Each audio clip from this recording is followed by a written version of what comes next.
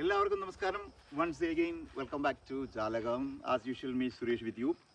ഞാൻ ഇന്ന് ഒരു വിശേഷം നിങ്ങളോട് പങ്കുവയ്ക്കുകയാണ്. സത്യത്തിൽ ഇതൊരു വിശേഷമല്ല, ദുഃഖമാണെന്ന് ചോദിച്ചാൽ അതുമല്ല, സന്തോഷമാണോ എന്ന് ചോദിച്ചാൽ അതുമല്ല. എന്താണെന്ന് വെച്ചാൽ ഞാനിപ്പോൾ നിൽക്കുന്നത് പത്തനംതിട്ട ജില്ലയിലെ കോന്നിയിലെ കല്ലേലി, ഒന്നുകൂടെ ചേർത്ത് പറയുന്ന കല്ലേലി എസ്റ്റേറ്റിൽ ഒരു കാലത്ത് പ്രൗഢഗംഭീരമായിരുന്ന ഒരു മാർക്കറ്റ്, ഒരു ചന്തയുണ്ടായിരുന്ന കല്ലേലി ചന്തയിലാണ്. നിങ്ങളിവിടെ ഇട്ട് നോക്കി കാണാം, കാടുകളൊക്കെ കയറി കിടക്കുന്ന വിശാലമായ ഒരു മൈതാനം. ഒരു കാലത്ത് ഇവിടെ ആയിരുന്നു ഞാൻ മുൻപ് സൂചിപ്പിച്ച ഈ കല്ലേലി ചന്ത ഉണ്ടായിരുന്നത്.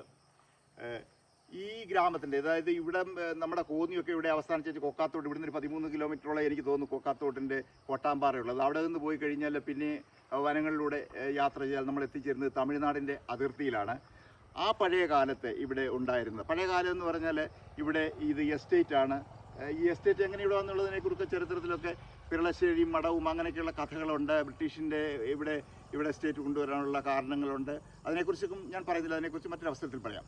ഇവിടെ ഞാൻ ഇന്ന് വന്നത് പ്ലെയിൻപാറ എന്ന് പറയുന്ന ഒരു സ്ഥലമുണ്ട്. ഇവിടെ ഉദയാസ്തമനം കാണുന്നതിന്, ഇതിൻ്റെ നെറുകയിലാണ്, ഈ എസ്റ്റേറ്റിൻ്റെ നെറുകയിലുള്ള ഒരു സ്ഥലമുണ്ട് പ്ലെയിൻപാറ. ഉദയാസ്തമനം കാണുന്നതിന് വളരെ മനോഹരമാണ്. അത് കാണുന്നതിനാണ് യഥാർത്ഥത്തിലെത്തിയത്. പക്ഷേ അവിടെ ചെന്നപ്പോൾ ആ ലയങ്ങളിലൂടെയൊക്കെ ഒന്ന് യാത്ര ചെയ്യപ്പോൾ അവിടെ ഞാനൊരു ഒരു കുറിപ്പ് കണ്ടു. അതായത് ഒരു സിമെൻറ്റിൽ എഴുതി വെച്ചിരിക്കുന്നത് 1950. അപ്പോൾ അത് 1950 ഇവിടെ ലയങ്ങൾ ഉണ്ടായിരുന്നു എന്നതാണ് സൂചിപ്പിക്കുന്നത്. ഞാൻ പറഞ്ഞു വന്നത് കല്ലേലി ചന്തയെക്കുറിച്ചാണ്, കല്ലേലി മാർക്കറ്റിനെ കുറിച്ചാണ്.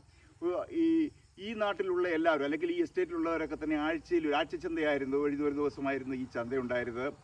ഈ ലേലങ്ങളിൽ ഇവിടെ ടാപ്പിങ്ങും അതുപോലെ തന്നെ ഇവിടെ തേയിലയുണ്ടായിരുന്നു. അവിടെയൊക്കെ ജോലി ചെയ്യുന്ന ഒരാഴ്ചത്തേക്കുള്ള സാധനങ്ങളൊക്കെ വാങ്ങി ശേഖരിക്കുന്നതിന് ഈ ചന്തയായിരുന്നു അവർ ഉപയോഗിച്ചിരുന്നത്. തന്നെയുമല്ല, പത്തനംതിട്ട എന്ന പട്ടണത്തിൽ നിന്ന് പോലും ആളുകളെ ഇവിടെ സാധനങ്ങൾ വാങ്ങുന്നതിന് എത്തുമായിരുന്നു. കാരണം എന്താണെന്ന് ചോദിച്ചാൽ, ഇവിടെ ഏറ്റവും ശുദ്ധമായിട്ടുള്ള ഇറച്ചി അല്ലെങ്കിൽ മാംസ വിൽപ്പന ശാലയുണ്ടായിരുന്നു. അവിടെ നിന്നും നിങ്ങൾക്കറിയാം, തൊട്ടടുത്തുള്ള വനപ്രദേശങ്ങളിലൊക്കെ മേയുന്ന ആടുമാടുകളെയാണ് ഇവിടെ വെട്ടി വിപണനം ചെയ്യുന്നത്. അപ്പോൾ അതുകൊണ്ട് നല്ല ശുദ്ധമായിട്ടുള്ള മാംസം കിട്ടും, ആടായാലും മാടായാലും അങ്ങനെ എത്തിയിരുന്നു. അതുപോലെ തന്നെ കൃഷിക്ക് വളരെ തൊട്ടടുത്തുള്ള സ്ഥലങ്ങളിൽ തന്നെ കൃഷി ഉണ്ടായിരുന്നു, ഒരേക്കർ വലച്ചുന്നത്. അപ്പോൾ കൃഷിയിൽ നിന്നുള്ള വിഭവങ്ങളൊക്കെ ഇവിടെ കൊണ്ടുമായിരുന്നു. അപ്പോൾ അതുപോലെ തന്നെ ഇവിടെ വിൽക്കുന്നതിന് വേണ്ടി പട്ടണങ്ങളിൽ നിന്നും സാധനങ്ങൾ ഇങ്ങോട്ടേക്ക് കൊണ്ടുപോയിരുന്നു. എല്ലാവരെയും ഇങ്ങോട്ട് ആകർഷിക്കത്തക്ക തരത്തിലുള്ള മനോഹരമായ ഒരു ചന്തയായിരുന്നു ഇവിടെ ഉണ്ടായിരുന്നത്. പക്ഷേ റബ്ബറിൻ്റെ വിലയിടിയോടുകൂടി അതുപോലെ തന്നെ ഈ എസ്റ്റേറ്റിൻ്റെയൊക്കെ ഒരു മുഖച്ഛായ തന്നെ മാറിയിരിക്കുകയാണ്. ഇന്ന് ആളുകളൊന്നുമില്ല. എൻ്റെ അന്വേഷണത്തിൽ നിന്ന് മനസ്സിലായത് ഏതാണ്ട് ഒരു 100-ൽ പരം ആളുകൾ മാത്രമേ ഇന്ന് ഈ എസ്റ്റേറ്റിലെ ജോലി എടുക്കുന്നുള്ളൂ. ഇവിടെ തേയിലക്കാട്, പുതുക്കാട് അങ്ങനെ ചില പ്രദേശങ്ങളൊക്കെ ഉണ്ട്.